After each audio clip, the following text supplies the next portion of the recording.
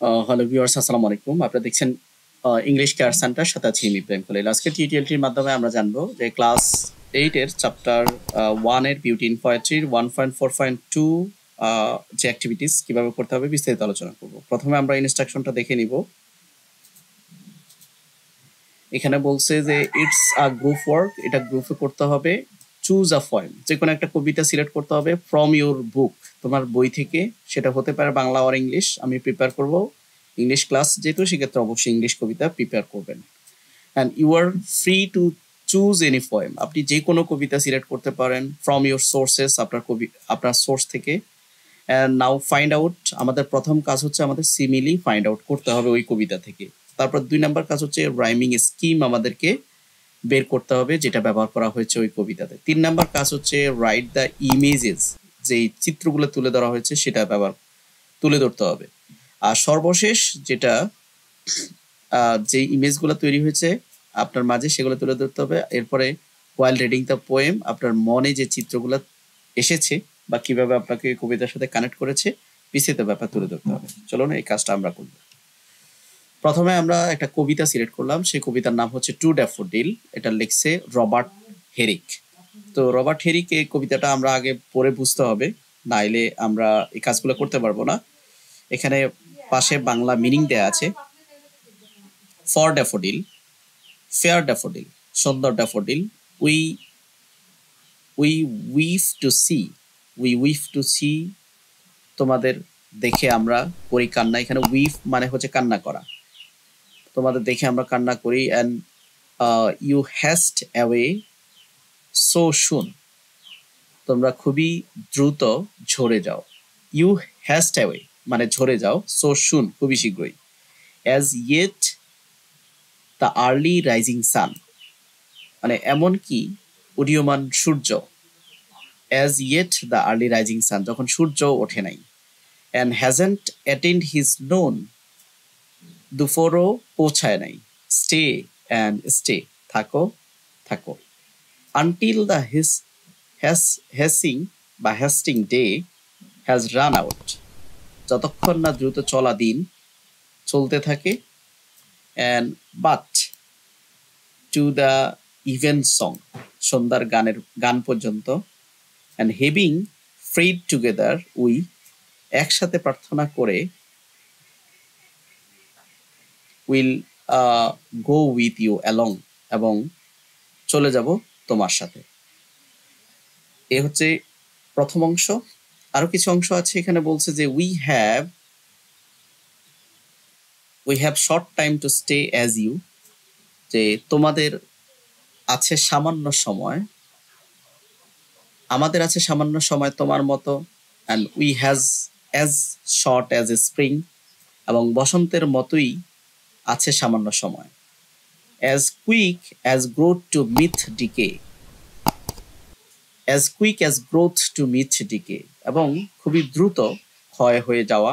As you or anything we die, যে কোনো কিছু বা উই ডাই আমরা মরি।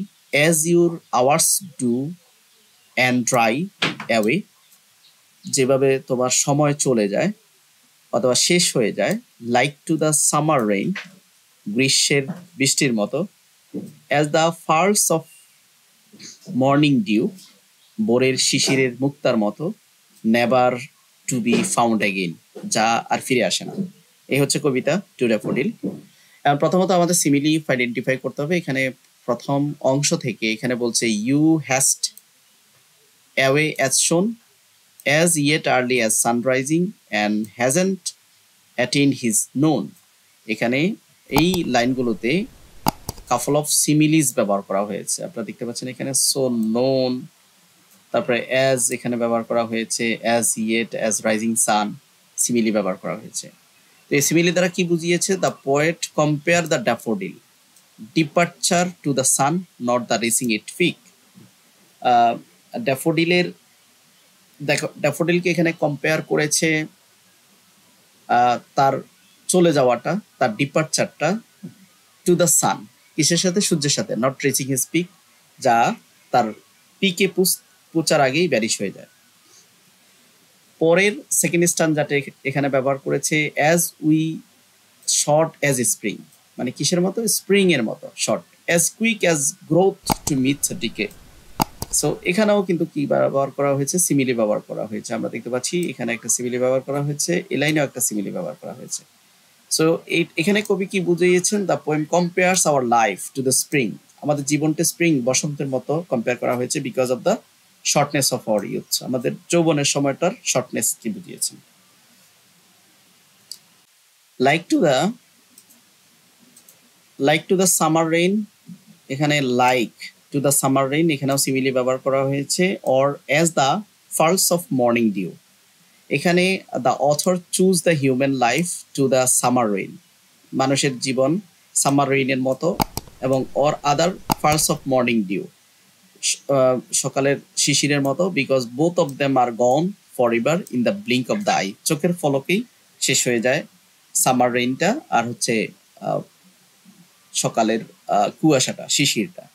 যাই হোক, এরপরে আমাদের যেটা করতে হবে, এই কবিতার রাইমিং স্কিম ব্যবহার করতে হবে। আপনারা নিশ্চয় জানেন রাইমিং স্কিম এবং রাইমিং ওয়ার্ড বলতে আমরা কি বুঝি, ছন্দের মিল। যেমন এখানে সি দেখতে পাচ্ছেন, সির সাথে আর কোথায় আছে মিল, এই যে উই, এখানে ইর একটা মিল আছে। সো এটা হচ্ছে এ, এটার নাম আমরা এ দিলাম। বি, এখানে শুন, এই শুনের সাথে এখানে কিন্তু নোন ছন্দের মিল আছে, সো এটা হচ্ছে বি। তারপরে ডি কেন আমরা দিলাম, এখানে বলছে স্টে এবং ডে, এই দুইটাই ডি, সো এখানে ছন্দের একটা মিল আছে। ছন্দের মিলটাকেই আমরা রাইমিং স্কিম, রাইমিং ওয়ার্ড বলে থাকি। আর রাইমিং স্কিম বলতে এটা কোন প্যাটার্নে লেখা হয়েছে সেটা। তো এখন এই কবিতাটার রাইমিং স্কিম হচ্ছে, টু স্টানজা আছে এই কবিতাতে, রাইমিং স্কিম হচ্ছে এভি, সিভি, ডিডি, সিই, এই। তাহলে আমরা একটু বুঝেই বলি এগুলো কিভাবে হয়েছে। যেমন এখানে সিটার সাথে উইটা মিলছে, সো এটা হচ্ছে এবি, যে আমরা বললাম এ ভি, এই যে এরপরে এখানে বি আসছে, তারপর আবার কি হয়েছে সিবি, আমরা বললাম যে এ বি সিবি, তারপর আবার বললাম যে ডিডি, এই যে স্টে, আবার ডে, এখানে ডিডি, তারপর আবার বলছে কি সিই, সিই, তো এখানে এই যে রান, আর এখানে হচ্ছে সান, সো সানের সাথে রানের একটা ছন্দের মিল রয়েছে, সো এটা সি। তারপর হচ্ছে ই, ই বলতে সং, তারপরে অ্যালং, এই যে সং অ্যালং, ইর একটা মিল রয়েছে, তো এই জন্য সিই, তারপরে এ ই, পরে হচ্ছে এ ই, যে উই এ ই। আর বাকি ছন্দগুলো সেম অবস্থা, প্রথম স্ট্যান্জা যে স্টাইলে, সেকেন্ড স্ট্যান্জাও ঠিক একই স্টাইলে। আশা করি বুঝতে পেরেছেন। পরবর্তীতে আমাদের যেটা করতে হবে, এই কবিতাটা পড়ে আমাদের কি চিত্রগুলা এসেছে আমাদের মাথায়। Robert Herrick's poem to daffodil employs the fleeting aspect of life and metaphor as a metaphor while capturing the essence of the daffodil। যখন ড্যাফোডিলের বিভিন্ন সৌন্দর্য তিনি কি করেছেন, ক্যাপচার করেছেন, তখন লাইফের যে বিভিন্ন অ্যাসপেক্ট নিয়ে তিনি তুলে ধরেছেন। And it is the full of vivid imagery, এটা একটা বিভিন্ন একদম ক্লিয়ার একটা চিত্র তিনি এখানে তুলে ধরেছেন। Few lovely image that comes to mind reading the poem. বিশেষ করে এই যে এখানে তিনি ড্যাফোডিল, যেমন ফেয়ার ড্যাফোডিলস বলেছেন, দ্য আর্লি সানরাইজিং, এখানে সামার রেইন, তারপরে এখানে বলছে দ্য ফার্লস অফ বডিক ডিউ, এই চিত্রগুলো তিনি তুলে ধরেছেন লাইফের বিভিন্ন স্পেক্টের সাথে। How I connect the poem, কবিতাটা আমি কিভাবে কানেক্ট করেছি, এখানে বলছে I would like to point out the poem rich imagery. এই টু